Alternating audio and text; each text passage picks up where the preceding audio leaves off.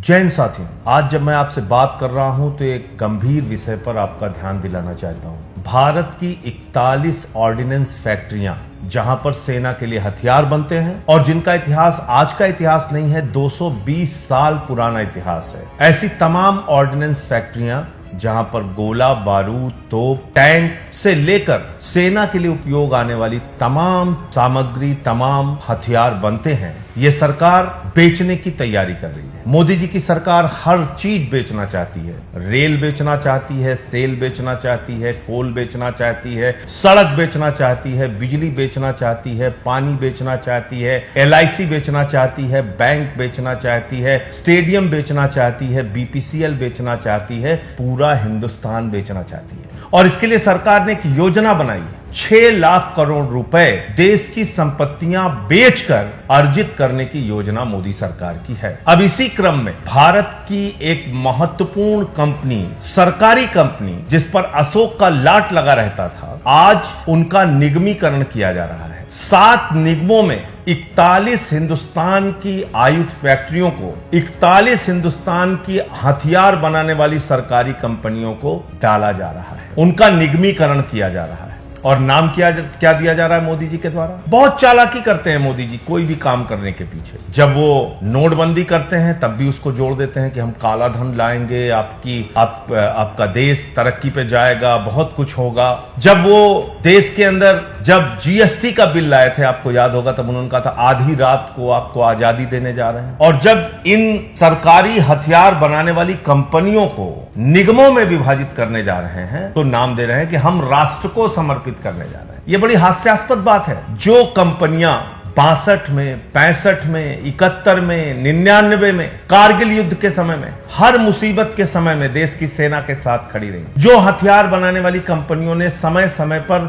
देश की सेना को युद्ध के दौरान, जंग के दौरान जरूरत के सारे हथियार मुहैया कराए, गोला हो, बारूद हो, टैंक हो, हथियार हो, सब कुछ उपलब्ध कराया। आज उन कंपनियों को कहा जा रहा है कि हम राष्ट्र को समर्पित करने जा रहे हैं। जैसा मालूम पड़ रहा है कि मोदी जी ने इसको कल बनाया और कल ही उसको समर्पित करने जा रहे हैं। ये अपने आप में एक मजाक है। किसी भी चीज के आगे राष्ट्र लगा दो, राष्ट्र को समर्पित लगा दो और उसका फिर व्यापारीकरण करो, निगमीकरण करो, उसको बेचने की तैयारी करो, उसमें प्राइवेट प्लेयर्स को लाओ, उसमें निजी कंपनियों को लाओ, उसके शेयर बेचो और धीरे धीरे करके इन कंपनियों को बेच दो। ये मोदी जी की योजना रहती है। 1 लाख करोड़ की संपत्ति है। अगर हम इन तमाम सरकारी हथियार बनाने वाली कंपनियों की संपत्ति का आकलन करें तो लगभग 62,000 एकड़ जमीन और 1 लाख करोड़ की संपत्ति है। धीरे धीरे करके इसको बेचने की तैयारी है। हम सबको समझना होगा, जागना होगा कि क्या यह देश ऐसे ही बिकता रहेगा? क्या यह देश ऐसे ही बर्बादी की कगार पे पहुंचता रहेगा?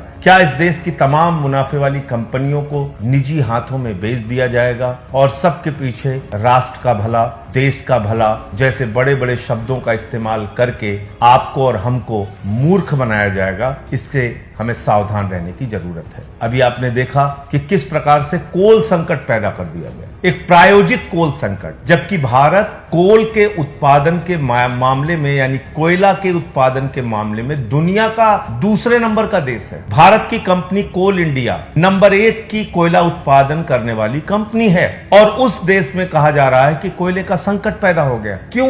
क्योंकि चंद निजी कंपनियों से बिजली खरीदनी है। 5 रुपए यूनिट बिजली, 2 रुपए, 3 रुपए यूनिट बिजली जो राज्य सरकारों को मिल जाती थी, जब ये कोयले संकट का एक हंगामा खड़ा किया गया, एक प्रायोजित कोयला संकट जब सरकार के द्वारा, मोदी सरकार के द्वारा पैदा किया गया, उस वक्त 20-20 रुपए यूनिट राज्य सरकारों को बिजली खरीदनी पड़ रही है। ये पैसा किसके जेब से जा रहा है? किसकी जेब काटी जा रही है? किसके ऊपर इसका भार पड़ेगा? हमारे और आपके ऊपर, आम जनता के ऊपर। कोयलरी का सिस्टम जान लीजिए, कोल माइंस का सिस्टम जान लीजिए, तमाम उन खादानों का जरा नियम और व्यवस्था जान लीजिए। थर्मल पावर प्लांट को, यानी कि कोयले से जहां पर बिजली का उत्पादन होता है, उन तमाम कंपनियों को खादानों से सीधे कोयला जाता है और यह पहले से तय होता है कि प्रतिदिन कितना कोयला जाएगा, कितनी महीने की जरूरत है। तो एक दिन में कोयला संकट पैदा हो जाएगा, इसका तो सवाल ही नहीं खड़ा होता। कोरोना के समय में इंडस्ट्रीज तमाम बंद थी, तमाम उद्योग धंधे ठप पड़े हुए थे। उस दौरान कोयले का उत्पादन चल रहा था, तो जो कोयले का उत्पादन हो रहा था उसका उपयोग नहीं हो रहा था, तो वो पहले से ही स्टॉक में है। कोयले का उत्पादन पिछले साल की तुलना में इस साल बढ़ा है, बावजूद इसके कोयला संकट क्यों पैदा किया जाता है? क्योंकि निजी कंपनियों से, मोदी जी की चहेती कंपनियों से बिजली महंगे दामों पे खरीद कर उनको हजारों करोड़ का फायदा पहुंचाना है। इसके साथ साथ कोयले का संकट बताया जाएगा तो फिर औने पौने दामों में पर्यावरण के नियमों को ताक पर रखकर नए कोल ब्लॉक्स यानी कि नए कोयला खदानें चंद पूंजीपतियों को दी जाएंगी। अडानी को, अपने मित्रों को मोदी जी कोयले की खदान देंगे। इसी तरह की योजना इनकी भविष्य की है। तो हमको आपको ये सोचना होगा कि क्या हथियार बनाने वाली, सेना को हथियार देने वाली इन फैक्ट्रियों को अगर निजी हाथों में दिया गया, प्राइवेट हाथों में दिया गया, युद्ध के समय में कोई भी विदेशी ताकत, कोई भी हमारा दुश्मन देश, वो सरकार की चिंता किए बगैर इन निजी कंपनियों को मैनेज कर सकता है, इन निजी कंपनियों को अपने साथ मिला सकता है। और आप कल्पना कीजिए कि उस वक्त देश की सुरक्षा के साथ कितना बड़ा खिलवाड़ होगा, उस वक्त देश की सुरक्षा के साथ कितना बड़ा खतरा पैदा हो जाएगा। इसलिए इस फैसले का विरोध कीजिए। हमारी देश की रक्षा और सुरक्षा के साथ किसी भी प्रकार का खिलवाड़ नहीं होना चाहिए। और मोदी जी अगर 220 साल पुरानी हथियार बनाने वाली कंपनियों को, आयुध निर्माणियों को कल राष्ट्र को समर्पित करने जा रहे हैं, तो इनकी चालबाजी, इनकी चालाकी और इनकी होशियारी को समझिए। जय हिंद, इंकलाब जिंदाबाद।